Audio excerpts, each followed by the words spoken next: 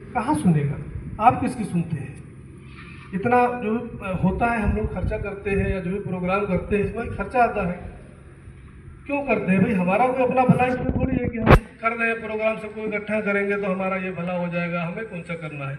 लेकिन एक नैतिक जिम्मेदारी है। नैतिक जिम्मेदारी, राजनैतिक जिम्मेदारी, सामाजिक जिम्मेदारी इसलिए कह रहा हूँ कि अगर समाज में कोई पढ़ा लिखा है और पढ़ा लिखा होशियार है तो उसकी राजनीतिक जिम्मेदारी उसी दिन बन जाती है, क्योंकि उसको पढ़ाया ही गया था इसलिए कि ताकि आप समाज के बारे में भी कुछ कार्य करिए। भाई पढ़ाते क्यों हैं लोग? शिक्षा क्यों जरूरी है?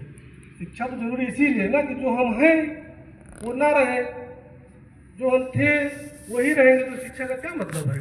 बहुत सारे शिक्षा ऐसा है कि लोग IAS PCS कहीं बड़े बड़े पदों पर भी लोग रहते हैं, लेकिन ऐसे शिक्षा का कोई मतलब नहीं है ना।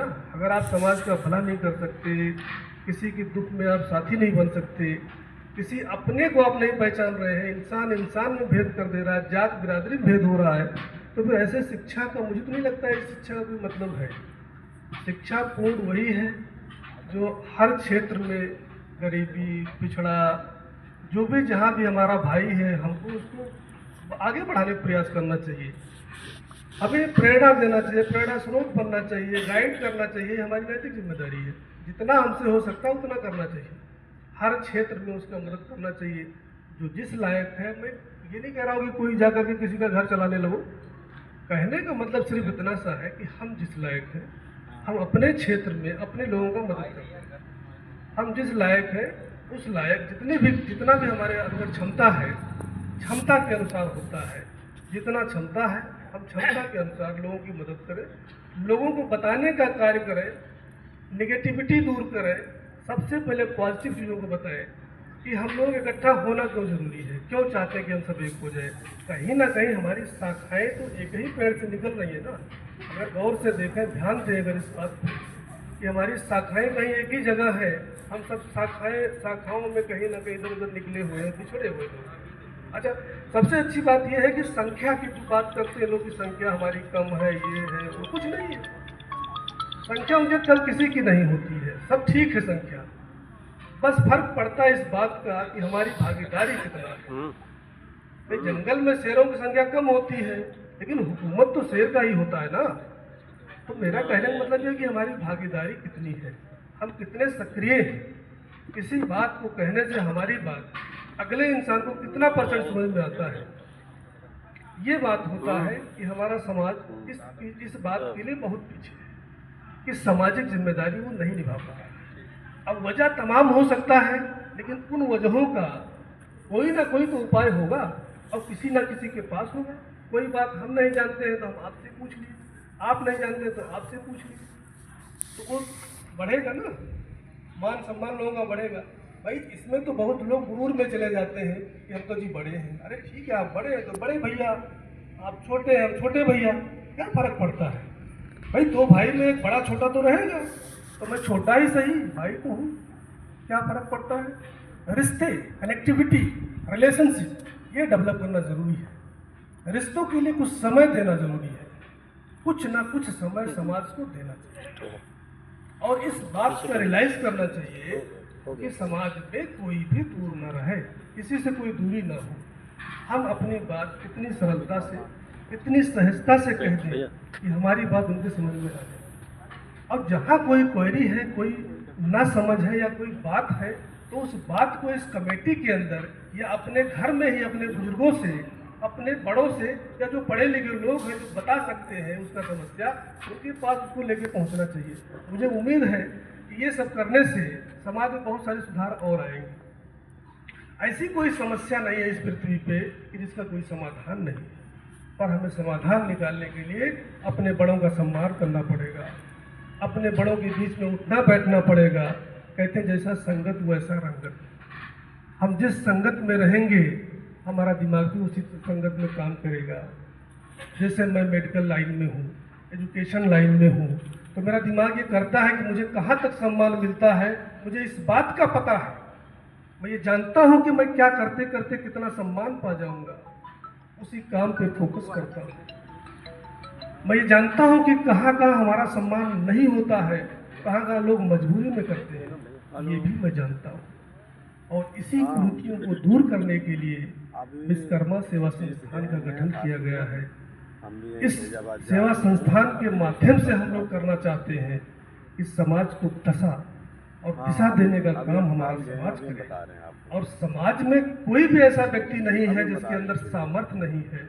सभी सामर्थ्यवान हैं, ऊर्जावान हैं, बलवान हैं, परंतु सही जगह पे सही समय का इस्तेमाल, सही जगह पे क्या बोलना है, कब बोलना है, कैसे बोलना है, यही बातें सीखने की जरूरत है। और लोगों तक अपनी बातों को, अपने विचारों को पहुंचाने की जरूरत है। हम आज भी इस चीज में बटे हुए हैं कि पीछे चलने की आदत है। कब तक पीछे चलोगे भाई? कभी तो लीडरशिप अपने अंदर बिल्डअप करना चाहिए। खुद लीडर बनो। इन हाथों में इतनी सामर्थ्य है, जितनी सामर्थ्य हमारे हाथों में है उतनी उनके है, लेकिन उन्होंने इस्तेमाल करना सीख लिया, हमने इस्तेमाल करना नहीं सीख लिया। तभी मैं कहता हूं दोस्तों कि समाज हमारा शुरू से, जब से इसकी पैदाइश है, सबसे इंटेलिजेंट है। किस बात में? निर्माण करने में। अगर आप देख लो कि भारी भारी तलवारों को बनाने का काम किया है तो हमारा समाज किया है। अच्छी अच्छी बंदूकें बनाने का काम किया था सबसे पहले तो हमारे समाज ने किया था। कहीं पढ़ाई नहीं किया था उसने, कहीं कोई ट्रेनिंग नहीं लिया था, लेकिन ऐसे से तलवार से मार दो साला पेड़ कट जाता था। हम लोग ऐसे थे, लेकिन हमें उसमें जानकारी ना होने की वजह से, हमें ना प्रमोट करने के बजाय लोगों ने, सरकार ने दूसरों को प्रमोट करके कंपनियां किसी और के हाथों में चली गई। और आज मुझे बंदूक हथियार खरीदना पड़ता तो मैं किसी और कंपनी से खरीदता हूँ। पता चलता हो किसी और समाज का है, हमारे समाज के लोग नहीं हैं। जिन्होंने जन्म दिया हथियार बनाने का, जिन्होंने जन्म दिया, शुरू में खुरपी से लेकर के हसिया तक, फावड़ा से लेकर कुल्हाड़ी तक, इन सभी को बनाने का काम हमने शुरू में किया था। बाद में तो प्रमोट हुआ है। हमारे लोग प्रमोट हुए होते तो आज कंपनियां हमारे विश्वकर्मा समाज के हाथों में होती, किसी और के समाज के हाथ में नहीं गई होती, क्योंकि हम उसमें कमी हमारी रह गई। हमारे अंदर क्वालिटी थी, पहले भी थी, आज भी है, लेकिन हमने सही जगह पे उसका इस्तेमाल नहीं किया। बनाना तो सीख लिया, चलाना नहीं सीखा। बनाना तो सीख लिया, चलाना नहीं सीखा। और चलाने के लिए हमने दूसरों के हाथ में दिया कि आप चलाओ। फिर चाहे वो सत्ता हो चाहे सरकार हो, चाहे वो सत्ता हो चाहे सरकार हो, उसको हमने कभी कोशिश नहीं किया कि इसको मैं चलाऊं। सामर्थ्य है, चाहूं तो मैं चला सकता हूं, चाहने की बात है। जिस दिन अगर ये प्रण कर लिया कि नहीं जी चलाना है, तो चलेगा नहीं, दौड़ेगा। लेकिन ये प्रण करना पड़ेगा, अपने खूनों में जो है, लहू में वो आग रखना पड़ेगा समाज के प्रति, अपने प्रति, कि अपने विचारों को उत्पन्न करो, अपने मंत्रणा को उत्पन्न करो, लोगों को प्रेरित करो और समाज को एक नई रूप देने का काम करो।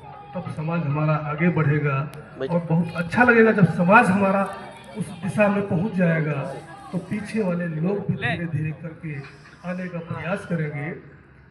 और ज़्यादा मैं और क्या कहूँ, बहुत सारी बातें हैं कहने को, लेकिन चूंकि एक बार जब मैं देखता हूँ इन कुर्सियों की तरफ, तो कुर्सियाँ भी अफसोस कर रही होंगी कि काश मेरे ऊपर कोई बैठा होता। आज बैठने के लिए कुर्सियाँ इंतजार कर रही हैं अपने समाज के लोगों का, चाहे वो विधानसभा हो, चाहे राज्यसभा हो, चाहे लोकसभा हो, कहीं का सभा हो, चाहे वो सुप्रीम कोर्ट हो, हाई कोर्ट हो, कहीं का भी कोई जगह हो। जैसे आज यहाँ कुर्सियाँ खाली पड़ी हुई हैं, इंतजार कर रही हैं कि मेरे ऊपर कोई बैठने वाला नहीं आ रहा है।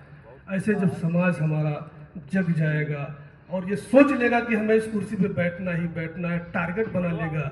जब कोई अपना उद्देश्य बना लेता है कि हमें इस कुर्सी तक पहुंचना है, हमें इस मुकाम तक पहुंचना है, तो दुनिया का कोई ताकत नहीं है कि उसको रोक पाएगा। किसी में इतनी सामर्थ्य नहीं है कि उसे रोक पाएगा वहां तक पहुंचने के लिए। फिर चाहे वो कोई सा अदालत हो, वो कोई सा समाज हो, लेकिन इतना करने के लिए हमें अपने अंदर ऊर्जा रखना पड़ेगा। हम अपने ऊर्जा का इस्तेमाल गलत चीज़ों में लगा देते हैं दोस्तों, कहीं भी गलत चीज़ों में सोचने विचारने में, कहीं भी व्यर्थ में डाल देते हैं। लेकिन कुछ लोग समाज में ऐसे हैं कि वो अपना समय व्यर्थ में नहीं डालते हैं, अपने ऊर्जा का प्रयोग वही करते हैं जहां उसका लाभ उनको 99.99% मिलता है। हमें भी इस बात को ध्यान रखना चाहिए कि हमारी ऊर्जा कहाँ और किस जगह खर्च करना चाहिए, वहाँ के लिए बचा के रखना चाहिए।